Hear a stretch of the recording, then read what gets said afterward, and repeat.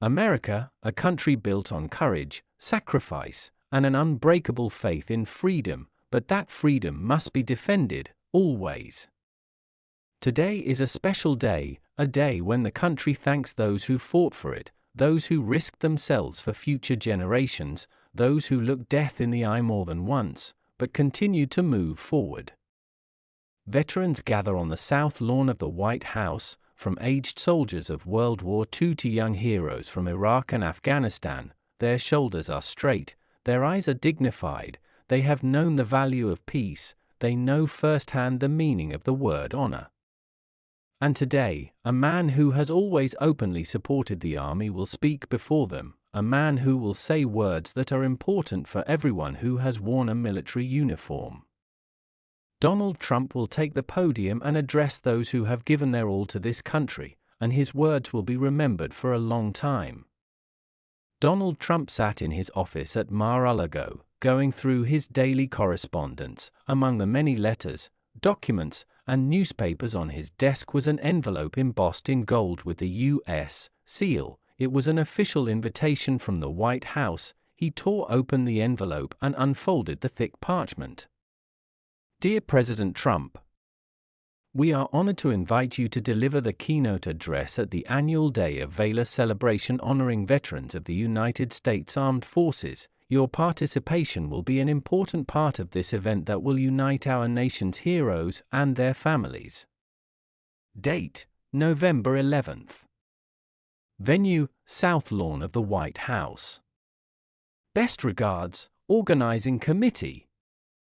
Trump put the letter down and thought. He had always treated American veterans with respect, even during his presidency. He often met with former soldiers, listened to their stories, awarded them and supported them. For him, this was not just a holiday, it was a moment when the country says thank you to its heroes.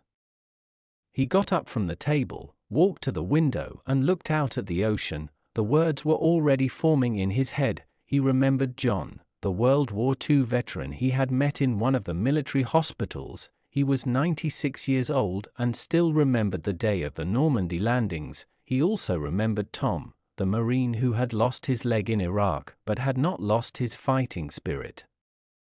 This is an important event, he said aloud. I must be there.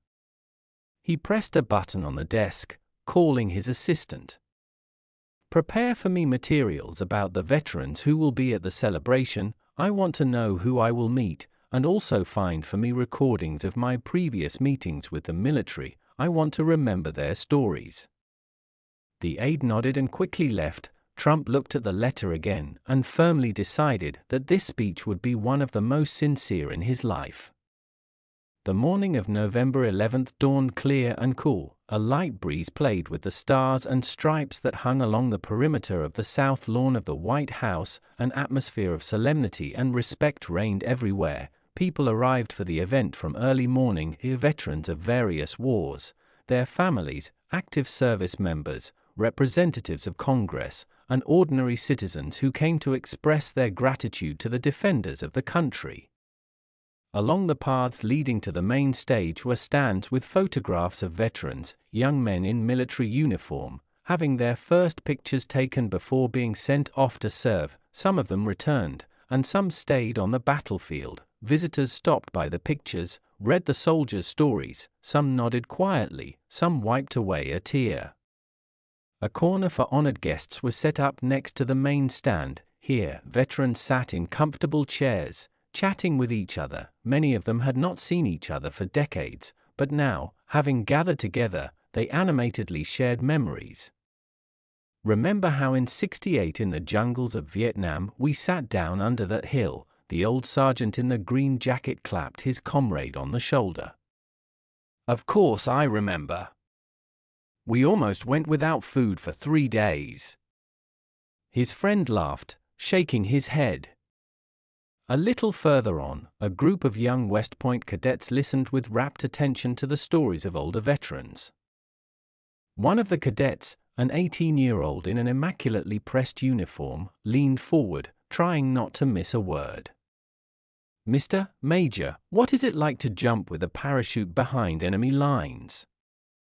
It's scary, the veteran smiled, but it's not about fear, it's about whether you can overcome it.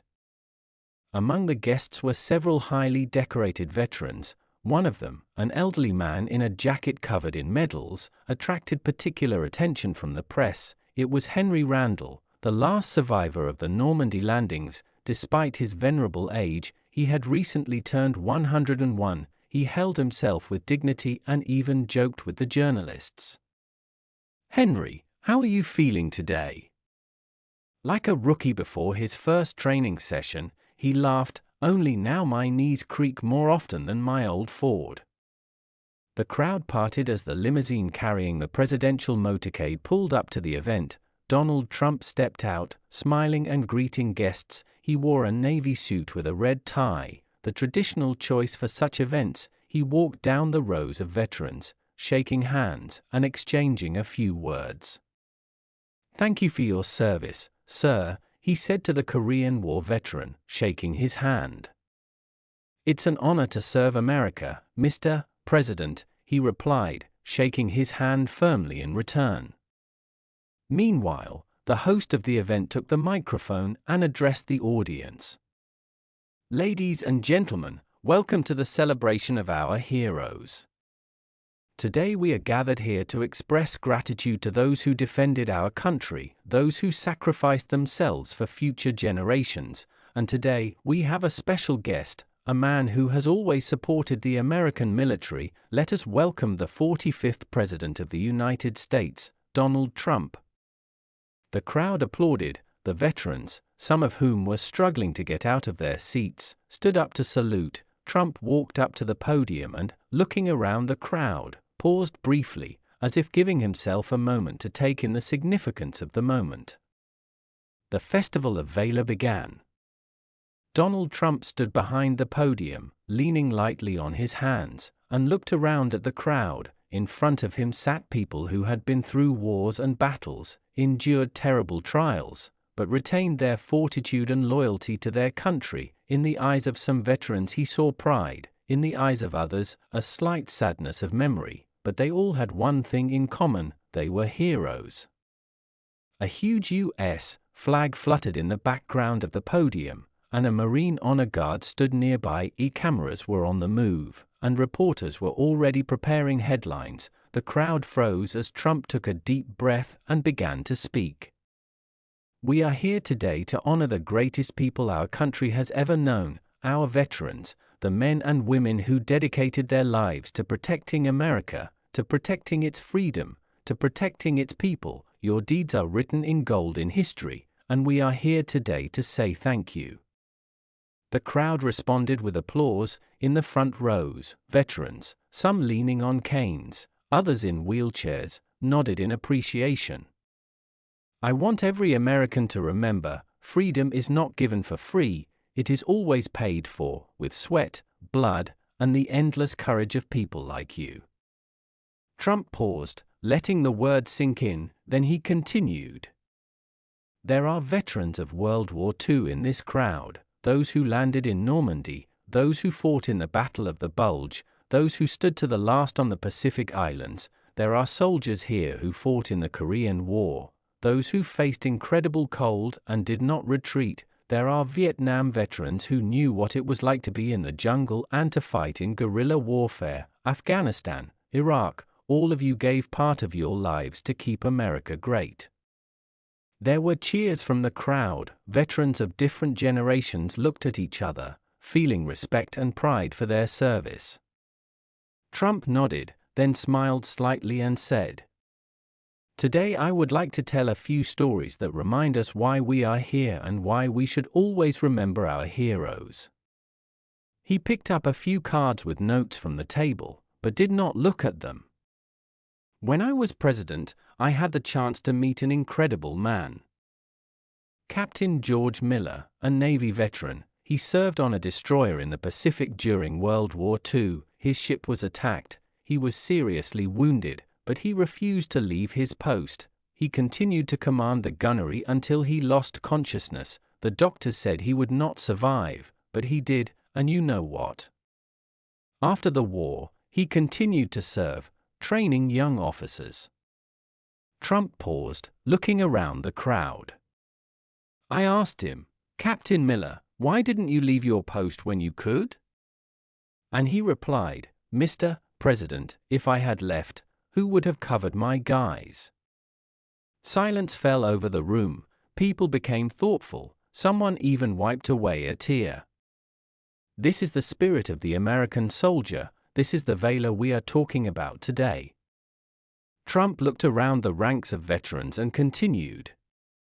We have another real hero with us today, Sergeant Michael Harris, a veteran of the war in Afghanistan. He was part of a team that was ambushed. His comrades were wounded, but he risked his own life to carry them out of the fire. He lost a leg, but he saved his friends. Everyone turned to the man in the military uniform sitting in the front row. He nodded slightly, accepting the applause.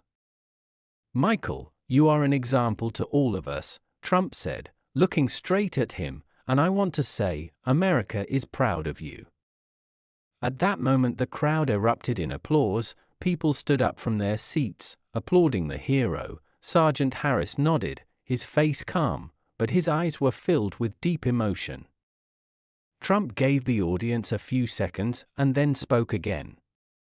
The stories of these people remind us what courage is. They remind us why we should always support our veterans. We must never forget what they did for us. Then he leaned forward slightly, as if addressing each one personally. Today is your day, a day of valor, and I want each of you to know, America remembers, America appreciates, America is grateful. The crowd erupted in applause again. Veterans stood up, some with tears in their eyes, some extended their hands, some simply stood and saluted. It was a moment of unity. It was a moment when the entire country, through the words of its president, said thank you to its heroes. After the thunderous applause, Donald Trump paused for a moment, letting the emotion subside. He looked out at a room full of people whose lives had been inextricably linked to service to their country, veterans, their faces lined with time and hardship, young soldiers soaking up every word, families of fallen soldiers clutching photographs of their sons, fathers, brothers. Today I want to share with you the stories that inspire me most. They are stories of courage, sacrifice, and love for my country, Trump said, leaning forward slightly. He put down the speech cards and spoke freely, as if he were addressing each person personally. I'll start with the man who sits here in this room today. This is Colonel James Thien Jim Randolph. The crowd turned their heads toward a thin old man in a military uniform sitting in the second row. The Medal of Honor, the highest military award in the United States, glittered on his chest. Jim fought in the Battle of Khe Sanh in Vietnam. His platoon was surrounded. They had no water, no food, and were running low on ammunition. But Jim didn't give up. He rallied his men, fortified his position, and held out for 77 days under constant artillery fire until reinforcements arrived. The crowd gasped. Jim just smiled, nodding slightly in acknowledgement. When I first met him a few years ago, I asked, "How did you manage to last so long?" And do you know what he said? Trump paused. He said, "We had no choice, Mr. President. We weren't sticking up for ourselves, we were sticking up for each other." The crowd applauded again, and many looked respectful. Trump continued. Another story that touched me deeply was the story of Captain Linda Morgan, an Air Force pilot. A middle-aged woman in a military uniform, sitting in the front row, looked up. Her eyes sparkled with pride, but you could also see the pain she had endured in them. Linda was on a mission in Iraq. Her attack aircraft was shot down. But instead of ejecting and saving herself, she stayed in the cockpit to fly the damaged plane away from a residential area. She made an emergency landing in the desert, avoiding civilian casualties. The room exploded with applause. Someone shouted, "Well done, Linda." The woman nodded slightly, holding back her emotions. "We gave her the Medal of Honor, but the real reward is the respect of every American," Trump continued. He looked around the room and continued. But heroism is not only on the battlefield, it is after the war too. I want to tell you about one man who is here today. This is Sergeant Tom Baker. The crowd turned to an elderly African American man sitting in a wheelchair. He smiled slightly, raising his hand. Tom fought in Korea, but after returning he faced difficulties. He lost his home, his job, but he did not give up. He created a foundation that helped thousands of veterans find housing and work. Today he has changed the lives of many people. The crowd applauded again. Tom bowed his head in acceptance. True patriotism is not just words, it's actions, and Tom is proof of that, Trump said. Trump looked out into the room and concluded. These stories show who our veterans are. These are people who not only fight for their country, but who continue to fight after the war. America is proud of you. America is grateful to you. The crowd erupted in applause. Veterans applauded each other. Some stood up, some shook hands firmly with their neighbors. It was a moment of unity, a moment when the country said to its heroes, "We remember, we appreciate."